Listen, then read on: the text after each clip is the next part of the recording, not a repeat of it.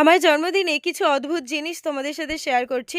যেই ভাই সারা বছর খাবার কম বেশি হয়েছে বলে আমার সাথে মারামারি করে, সেই আজ নিজের হাতে প্লেটে খাবার সাজিয়ে দিচ্ছে আমি খাবো বলে। কারণ আজ আমার জন্মদিন। যেই মা আমি কাজ করি না বলে হাজারটা অভিযোগ নিয়ে আমাকে প্রচন্ড বকাবকি করে, আজ উনি আমাকে একটাও কাজে হাতে না দিতে দিয়ে নিজের হাতেই হাজার রকম রান্না করেছে আমি খাবো বলে। আর এই দেখো আমার ভাই প্লেটটা কিভাবে সাজিয়েছে। মাছের পেটির মাথায় একটা লঙ্কা গুজে নৌকা বানিয়েছে, আর এই দেখো বিনস গুলো দিয়ে একটা সিঁড়ি বানিয়েছে। চলো আজ আমার মা নিজের হাতে কি কি আমার জন্য বানিয়েছে সেটা তোমাদের সাথে শেয়ার করি। রয়েছে 7 রকম ভাজা, মাছের মাথা দিয়ে ডাল, সর্ষে ইলিশ, মাছের ঝাল, মাংস, চাটনি, নলেন গুড়ের রসগোল্লা, পায়েস, 5 রকমের সন্দেশ, দই আর ক্ষীরকদম। সবাই মিলে আমরা একসাথে খেতে বসলাম। সত্যি কথা বলতে ভাজাভুজি খেতে আমার একদমই ভালো লাগে না, বাট মা নিজের হাতে কষ্ট করে আমার জন্য রান্না করেছে, তাই আজ সবকিছু খেতেই হবে। তবে মাছের মাথা দিয়ে ডালটা দারুণ খেতে হয়েছিল। সর্ষে ইলিশ আমার পার্সোনালি অতটাও পছন্দ না, সেই জন্য অল্প করে খেয়েছি,